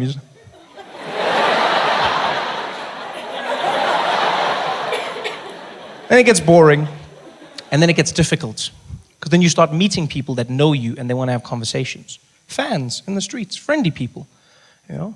White people were the best to meet, I won't lie. Because white people are just like, they're impatient. I like that, you know. Yeah, white people have no time for anything. I've seen this. White people don't like to wait. They're always in a hurry, always something to do. They just come up to me, they're like, hey, Trevor, right, the comedian. Oh, what, you're not talking? Oh, no voice. All right, cheers, bye. Gone. Out of my life, no stress. I loved it. It's great for me. Not so great for white people, though. That's why they pay so much in traffic fines. Yes. No, it's true. If you guys were just more patient, you wouldn't pay half as much, eh? Yeah. Because black people hardly pay anything. Hardly anything at all. Black people get to the traffic thing. You just relax the situation. That's what you do. You just relax everything. You just get there. You know, guy will come to your window. Baba, outgoing seat belt. And you're like, seat belt. Yeah, no seat belt. Eish, seat belt. Yeah, let's license one. License. Hey, ndoda, let's license wena. Mfethu license. Seat belt, license. Mfethu license, seat belt. Hey wena, mfethu license. Eish, hamba ke, hamba. Just relax it. I've seen white people at roadblocks. They have no patience. They get angrier at the metro cop. They get so angry, it's like he did something wrong. You see them. They get stopped there, so they say, hey, you were speeding. Oh, bloody hell, man, you guys are everywhere. Nobody can drive anymore in this place, man. Yes, like you guys, every bush, I don't know if it's a bush or a metro cop. What the hell is going on here, man? Yes, like you guys, bloody hell. They should start calling you the flora and fauna police, man. What the hell? Guys in the bloody boat. What are you going to do? Are you going to give me a ticket or something? No, I was just saying, yeah, bloody hell. I mean, just give me the bloody ticket. Just give it to, okay, you want the ticket? I'll give you a ticket now. Give you the damn ticket. Yeah, just give me the bloody ticket. Yeah, I'll go to the, and your indicator's not working. 5,000. Just bring it down. Just relax. Just be a bit patient. White people have no patience. None. The complete opposite end of the spectrum. And the people I dreaded meeting when I had no voice was Indians. No. Indians are the worst human beings you will ever meet if you're trying to have short conversations. Because I don't know what it is about Indians, but they're the most inquisitive people you will ever come across in your life. Question after question after question after. It's just like a thing in their culture. They've just got to ask questions. Questions. That's why there's no Indian GPS. You wouldn't get anywhere. You would not get anywhere. You'd be fighting with your car. Take me to Woolworths, please. Why you want to go to Woolworths here, boss? Just take me to Woolworths, damn it. Questions and questions. I met a group of Indian guys one day. It was a Saturday morning. These guys see me. They're very cool. You know, the guy's like, hey, Trevor Noah. Trevor Noah. Hey, what kind, brah? How you doing, man? Check this out, Fazil. Hey, Fazil, you know this out, brah? Yeah, the comedian there. Hey, that's all. We got all your DVDs there, Trevor. Yeah, we bought them at Fordsburg, man. Hey, man. Hey, brah, you tops, man. You tops, brah. Hey, you killing the charos there, man. Killing us there, brah. When you doing another show, man? What? You're not talking now? You lost your voice. What happened?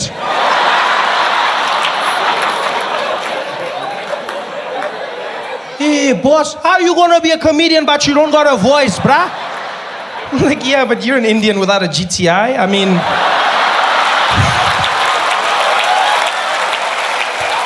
No, but I didn't say that. I didn't say that.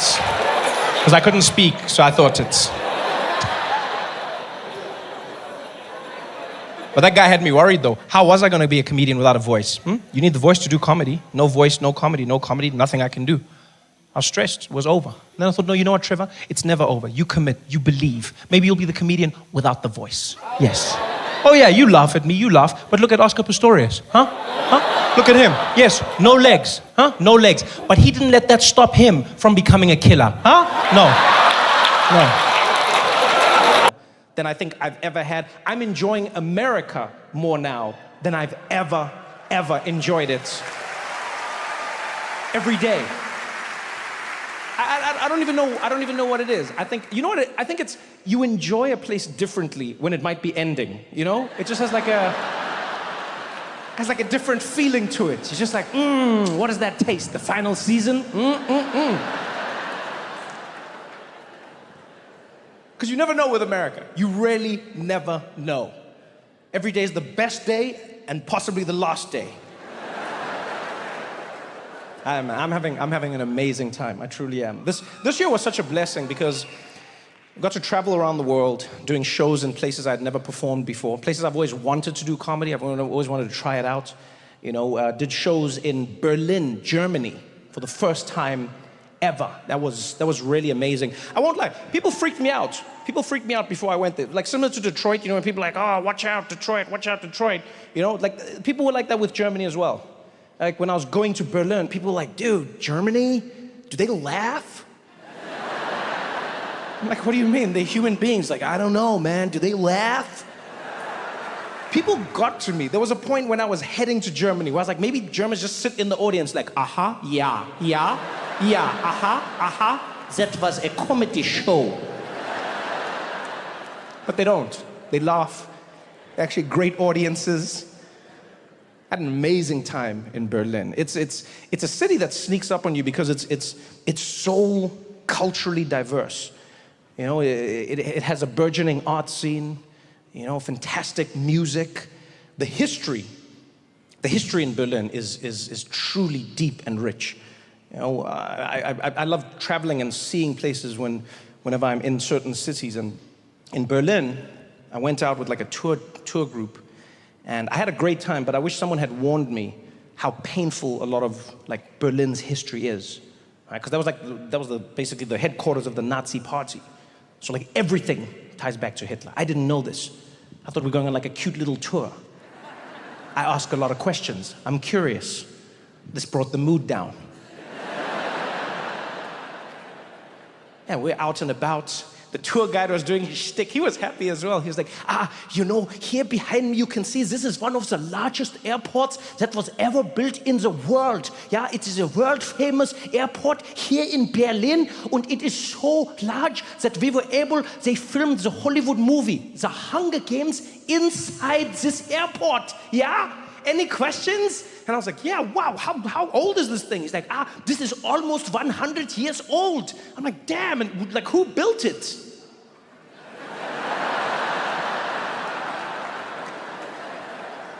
Yeah, that is the unfortunate part of the story. This airport was built by Hitler. I could see I'd messed things up. I tried to bring the mood up. I was like, which Hitler? He's like, which Hitler? Which other Hitler is there? I was like, could be Henry Hitler. Henry Hitler? who the hell is Henry Hitler? I was like, you don't know Henry Hitler? It didn't work. Like, yo, man. It was tense, but it was good. And what I mean by good is it was nice to be in a place where people don't bury their history. You know? And what I mean by that, what I mean by that is that, like, when you travel through Germany, even if you don't go to museums, you cannot escape the past of both Berlin and what Germany did. You know, there are monuments scattered throughout the city, prominent monuments. They're memorializing what Germany did to millions of Jewish people and millions of other people around the world. You see it, you understand it, they talk about it. You know, they teach their kids about it. They teach children in school. They're like, hey, this is what Germany did. They make sure they know. But they don't make them feel guilty about it, which is a pretty amazing balance for them to strike, you know? They'll say to the kids, they're like, hey, kids, I hope you understand. Germany did this. You're not responsible because you weren't there. However, because you're the future of Germany, it's your responsibility to make sure this doesn't happen again.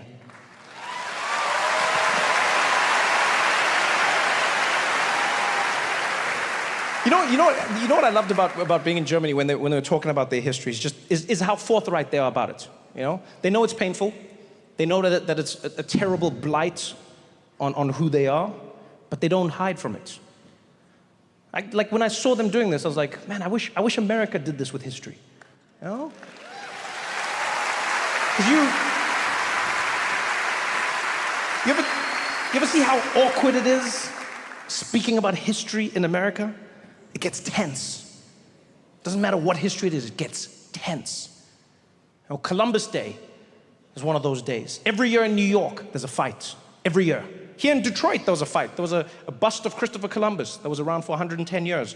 At some point, half of Detroit was like, we need to get rid of it. The other half was like, no, don't get rid of it. It was a huge fight. New York, same thing, every year. Columbus Day, Indigenous Peoples Day. Columbus Day, Indigenous Peoples Day. Yeah, there was an interview on the news I saw once. It wasn't supposed to be funny, but I found it funny. The reporter went up to some guy and was like, sir, what are you going to be doing for Indigenous Peoples Day? And he was like, let me tell you something, it's Columbus Day. I'm sick and tired of people coming in and changing the name. We're proud of that day. It's Christopher Columbus. It's Columbus Day. It's not going to change. In fact, how would you feel if somebody came along, took something that's been around for a long time, and just decided to switch it and call it something else, huh? How would you feel? I was like, but sir, isn't that the spirit of Columbus Day? I'll be honest, I'm not a big fan of Indigenous Peoples Day, the title. I don't like. I think it's a cop-out. I don't think it's specific enough. It's lazy. You know, Indigenous Peoples Day. Which Indigenous people? Where? How? Give me something, you know? You know what I liked about Columbus Day? Is that it was specific. Yeah. It was a specific, inspiring story of a man by the name Christopher Columbus, who believed against all odds that he could sail the wrong way around the world and get to India from the other side. Nobody believed in him. Yeah. He was like, I'm gonna do this. They were like, you can't do it, Chris. And he was like, I'm gonna do it. They're like, you can't do it, Chris. He's like, I'm gonna do it. They're like, you can't do it, Chris. And he raised money. He fought for years. He finally got the ships and he sailed the wrong way around the world and he didn't do it.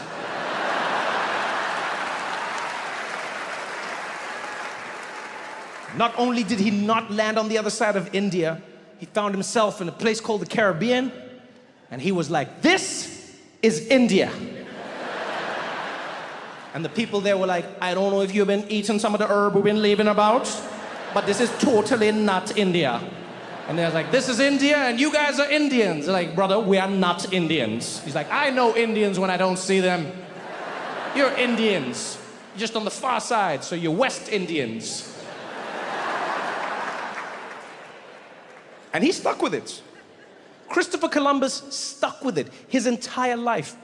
Other explorers would come to him, they'd be like, yo, Chris, I don't think you made it to India. He's like, it's India. They're like, I don't think it's India. He's like, it's India. He died refusing to acknowledge the possibility that he never made it to India. Not only that, my friends, he never set foot in America. Ever.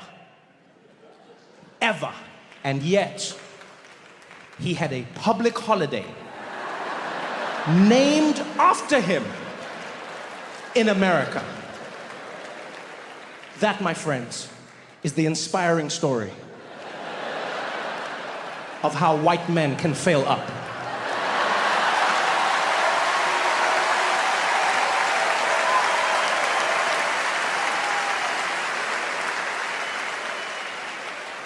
You know how much confidence you have to pull that off? Nobody else. That is white man confidence. Nobody else possesses that level of confidence. Go the wrong way, end up in the wrong place, call the wrong people the wrong name, and be like, I'm right, give me a holiday. No one else can do that. That is the level of confidence we should all aspire to. Is white man levels of confidence. Women couldn't pull that off. You think any woman should be like, I'm gonna sail the wrong way around the earth? They'd be like, burn her, she's a witch.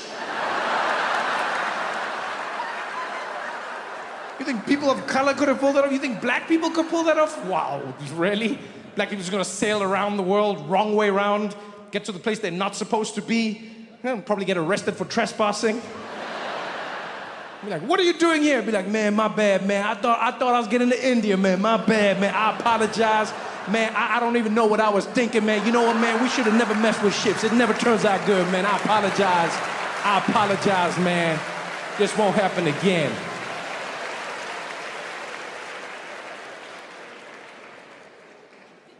Why would you want to bury your history?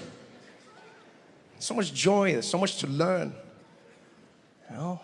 It feels like America's moving in that direction. You know, it wants less and less of its history, wants less and less context. You look what's happening with textbooks. Places like Florida, they want to ban textbooks or cut out the parts of the textbooks that have slavery in the books. And now parents are fighting. Parents are fighting. They're like, oh, no, take the slavery out. It's making the kids feel bad. And other parents are like, keep the slavery in. It's teaching the children. And these parents are fighting back and forth. I'm like, why? What you don't need to be fighting about. No one should be fighting about this. Kids don't read textbooks.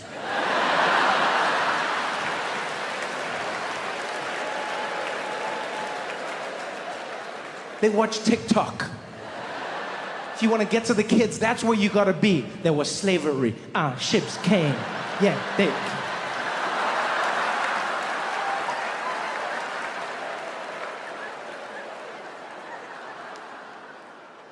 I'll be honest, I don't think that textbook thing is like a real issue. I feel like it's one of those manufactured issues that often happens in America that gets people riled up and gets them fired up, fighting about something that was never an issue to begin with, you know? And the reason I say this is because that's honestly what I believe. I feel like in America, politicians have done a really good job of tricking Americans into fighting about issues that were never an issue to begin with, so that you don't pay attention to the issues that actually are. You know?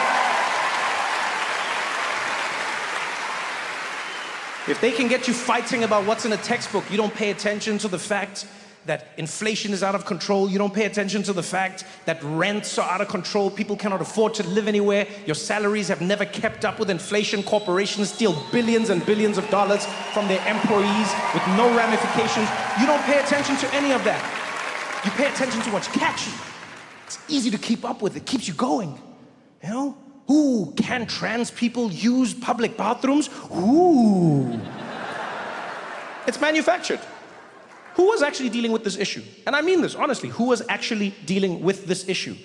You know what they did? Some politician out there figured out. They go, here's a small story affecting a few people in a random place. I'm gonna make it seem like this is a nationwide issue. And then everyone starts fighting about it. But who? Who was really dealing with it? Huh? Who of you here has ever been in a situation where you were in a bathroom and all of a sudden a skirmish broke out and you heard people being like, excuse me, is this the gender that you were born with? Does it coincide with the sign on the door? Is your genitalia matching this? Can I see it right now? Who's ever seen that? Nobody. Nobody. But they make us fight about it because it's catchy. who can use which bathroom. Who cares? Who cares? I mean it, who cares? I know someone will be like, oh, but trans people care. They want to know if they can use a public bathroom. Yeah, use whichever bathroom you want. Who's going to stop you? No, seriously, it's a public toilet. Who is going to stop you? You tell me who's going to enforce that law. We can't even enforce the idea that people should shit into the toilet. But you think magically they're gonna figure out if you were born this way? Use whichever one you want. Why are we wasting our time? Other people are like, oh, we're gonna fight because you gotta know who's using. Let me tell you something. If you are spending enough time to know the genitalia of the other people in a public bathroom, you're the creep. I'm worried about you. There is a simple rule to every public toilet around the world, and that rule is you get in, you pay no attention to anyone else, you hold your breath, and you get out. You're standing around staring at other people. Like every man in this room knows, when we use the toilet, what do? We get in. Public toilet, you stare dead ahead. You pee, you do your thing. You do not look to either side. If you're fidgety, you look up, you look down. You do not look at anyone else. The guy next to you could start choking. You don't turn your head, you don't shake, you don't move. You hear him like, you be like, hey man, hey, you all right? Yo, hey man, you okay? Yo, you want me to call? Hey man, are you okay? Yo, you want me to call? Don't look at me!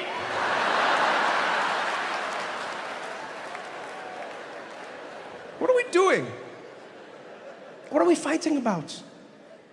Public bathrooms. And if you know your history, you'll know this happens all the time in America. It happens over and over and over again. There was a time when women had to fight to use public bathrooms in America. Imagine that. There was literally a time when women weren't allowed to use public bathrooms all across America, and they had to fight. And there were men who were angry. They're like, this is crazy. You're gonna have women in public bathrooms? That's insane. Like, how does it work? Huh? What, they're gonna come in there while we're peeing? And then what, they're gonna look at our wieners? Huh? And they're gonna laugh? Huh? Think about this, ladies. There was a time when women were first allowed to step into the workplace where there were no public bathrooms that they could use. So ladies, if you were out and about back then, you needed to pee, you needed to poo, you had to go home. Yeah, and I say poo theoretically, I don't know if you actually do. No, I don't think any guy does, let's be honest. We don't.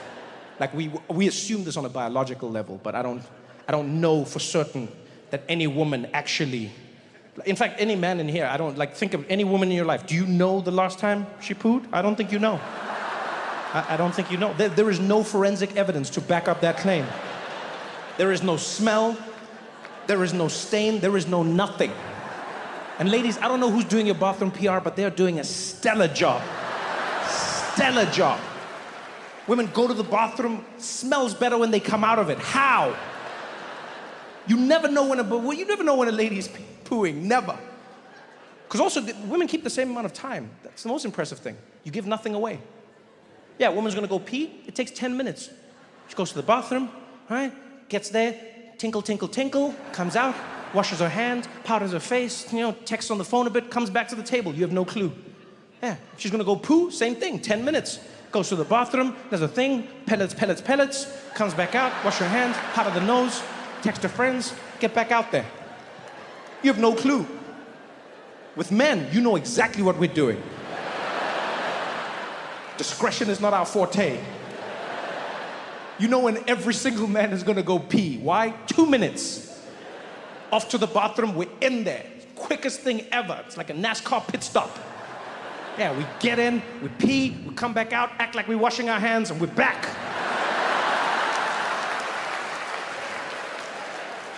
How do you know when we're gonna take a dump? Because it's obvious. We go to the bathroom, never come back. That's the last time you'll ever see us. Your family's putting up wanted posters in the restaurants. Have you seen this man? Imagine, people were fighting about bathrooms. This every time in America, every time. There was a time when black people had to fight to use public bathrooms. Huh? Same thing. Black people were like, why can we not use public bathrooms? And again, people were angry. This is crazy. You're gonna have black people in the public bathroom? How does that even work, huh? So what, they're gonna be standing there while I'm peeing, huh? Huh? And they're gonna be looking at my wiener, huh? And they're gonna laugh, huh?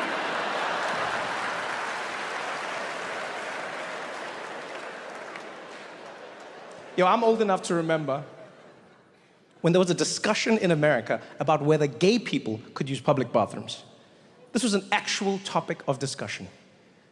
I remember seeing people on the news being interviewed. They'd be like, do you think that gay men should be allowed into the same bathrooms as straight men? I'd be like, look, I don't mind what they do. If they keep it to themselves, that's fine. But like, just answer me this. How's it gonna work, huh? So what, you're in the bathroom with them and then what? Like he's gay and I'm just standing there and I'm peeing, huh? And he's looking at my wiener, huh? And then he grabs it, huh? And he starts yanking on it, huh? He just starts tugging away and I get hard and I'm enjoying it, huh? And then this is one of the best experiences I've ever had, huh? And then I start coming back weekly, hoping I'll bump into him, and I do, huh? And then at some point we agree to meet outside a nice little restaurant that's cozy and get to know each other, huh? And then a few years later we get married and our families are joined and we live happily ever after, huh? Is that what you want?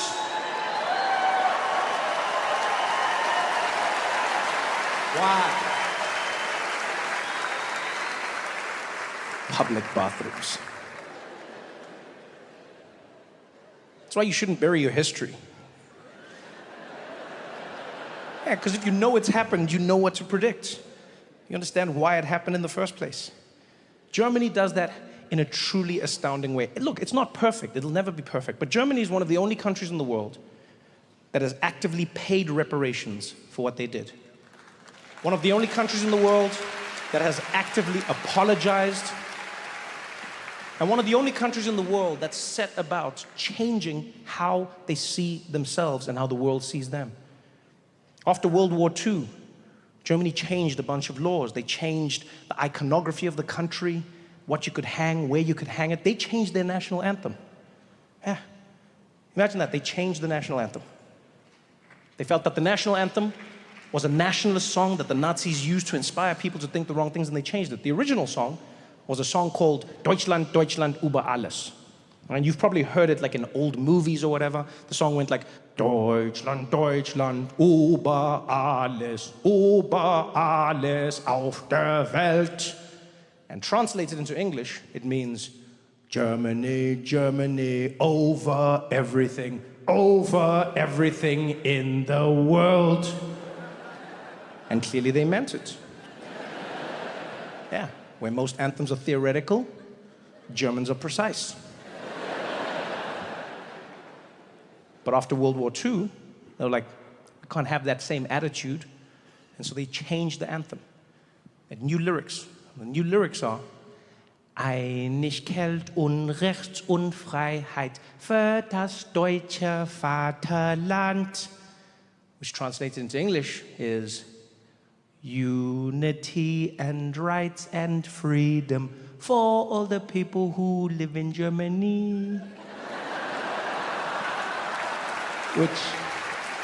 Which is adorable. It's adorable. I mean, they may as well have made the song, sorry, sorry, we're so sorry. Sorry for what we did. I appreciate that they did it, but I wouldn't have gone that far. No, I'm not gonna lie, I wouldn't have gone that far. I think Über alles is terrible. That's not a good way to think. But you still gotta have a bit of kick in your anthem, you know? You still gotta have like a, you know? Yeah, I would have found like a middle ground. Mine would have been like, Deutschland, Deutschland, irgendwo in den Top 5. Nicht über alles auf der Welt. Because we are definitely in the top 5 when you think about it. America's number 1, and then you have Great Britain, and then you have France and Spain, and then we are at number 5. Well, actually, Spain is not better than us, so we are number 4. Number 4 in the, oh yeah, but France, their economy is not that strong, so maybe we are number 3 in the world, then you have England above, oh wait, oh, Brexit was not a smart idea, so maybe we are number 2 and America is number 1. The elections are not that stable, so then maybe we are über alles auf der Welt!